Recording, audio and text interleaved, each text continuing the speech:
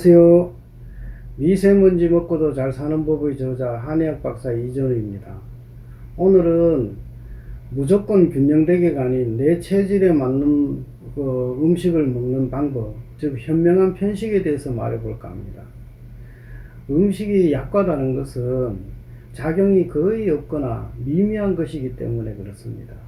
그래야 오래 먹을 수 있으며 주식으로 삼을 수도 있기 때문입니다. 하지만 이 음식도 치우치게 되면 약성이 생깁니다. 약성이 생기게 먹는 음식은, 즉 장기간 지속되는 편식은 몸의 균형을 무너뜨리기 때문에 해롭습니다. 다만 내 몸의 기능이 이미 치우쳐져 있을 때는 편식을 해서 바로잡는 방법이 생길 수도 있습니다. 이 방법에는 전제가 있습니다. 먼저 내 상태를 알아야 합니다. 체질에는 수많은 관점이 있겠지만 여기서는 크게 한열에 관한 것만 이야기를 할까 합니다. 가장 기본적이며 그렇기에 또 가장 중요한 개념이기도 합니다. 이것은 열이 있나 없나로만 따지는 것입니다. 물론 건강 전체로 봐서는 여러 가지 다른 변수도 많지만 음식에서는 이 정도만 따져도 아마 많은 도움이 될 것입니다. 이렇게 체질에 대한 이야기를 하다 보면 다들 긴장을 합니다. 어디든지 포함이 돼야 되는 거 아닌가? 포함이 안 되고 이상하면 내가 정상이 아닌가? 이런 생각을 하는 사람도 있더라고요. 그러나 대부분의 사람들은 가리기 쉽지 않은 것이 정상입니다. 아마도 10명 중에 한 6명 정도는 거의 구분이 힘들 것이며, 그리고 2명 정도는 경향이 있다고 볼 수 있고, 그러나 한 2명 정도는 의미가 있다고 볼 수 있을 것입니다. 음양 체질이라든지 한 체질이라든지 오 체질이라든지, 그리고 한열이나 사상, 팔상 등 한의의 체질 종류가 상당히 많습니다. 이 종류가 많은 것은 그 진단에 의미 있는 면을 보기 위한 노력이지, 절대적으로 너는 이 체질 딱 고정되어 있는 건 아니라고 생각하시는 것이 아마 편하실 겁니다. 체온이 높으면 열이 많고 체온이 낮으면 열이 적은 것으로 아는 사람도 많습니다. 물론 그런 면도 있지만 열로 인해 고통을 받는다면 열이 많은 것이고, 한기로 인해 고통을 받는다면 열이 없는 것으로 보는 것이 여기에서 보는 방법입니다. 내가 찬지 더운지를 아는 방법으로는 일반인들은 손발이 따뜻한지 아닌지를 가지고 판단을 많이 하는데, 이것도 좋은 방법 중에 하나이긴 합니다. 그리고 이 어제 부위, 이 부위의 색을 봤을 때 푸른빛이 많으면 찬 것이고 푸른빛이 별로 없으면 더운 것이라 생각하는 것도 방법입니다. 그리고 옷을 얇게 입고 다니는 사람은 더운 사람이며 두껍게 입고 다니는 사람은 찬 사람이라고 볼 수 있습니다. 조금만 덥거나 약간만 움직여도, 또 음식을 먹다가도 아니면 자다가 땀을 많이 흘리는 사람을 봅니다.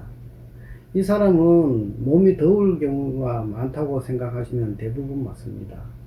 아니, 더 정확히는 이 열을 견딜 수 있는 그 한계에 다가 있는 사람입니다. 그래서 조금만 열을 더 보태면 몸에서 식히려고 땀을 내게 합니다. 이런 사람들이 심하면 피부를 봤을 때 붉은 기운이 많고 피부의 트러블이라든지 묘기증처럼 슬쩍 긁었는데도 나중에 반응을 한다든지 그렇게 됩니다. 찬 사람은 피부색이 창백하거나 흰편이 많으며 손발이 시리거나 식욕이 보통 없는 경우가 많으며 말도 별로 없고, 그리고 조용한 사람들이 많습니다. 이렇게 내가 찬 사람이거나 더운 사람으로 구분이 되면 그 다음은 음식을 반대로 먹는 것이 방법입니다. 더운 사람은 차게 먹는 것이 좋고 찬 사람은 따뜻하게 먹는 것이 좋습니다. 천천히 먹으면은 다 해결이 되지만 습관적으로 몸에 맞지 않는데도 먹는 것이 문제가 될 수 있습니다. 대표적인 것이 집안의 맛입니다. 집안의 맛이 나하고 맞지 않으면 문제가 될 수 있습니다. 만약에 열이 쌓이는 쪽이라면 거기에 해당하는 문제가 생기기 시작되며 종래에는 중풍이나 고혈압, 당뇨 같은 병을 일으키게 됩니다. 그래서 꼭 유전 외에도 집안의 맛도 굉장히 집안의 질병에 영향을 미칠 수 있습니다. 식재료의 고함한 맛을 가진 것은 열이 있는 사람한테 좋은 것입니다. 보통 고사리, 상추, 쓴바귀 같은 야채나 미역, 다시마 같은 해물들이 해당합니다. 감신한 맛은 찬 사람한테 좋습니다. 여기에 해당하는 식재료로는 생강, 파, 마늘, 설탕, 꿀, 탄수화물 등이 해당합니다. 그렇다고 이것만 줄기차게 먹으라는 이야기는 아닙니다.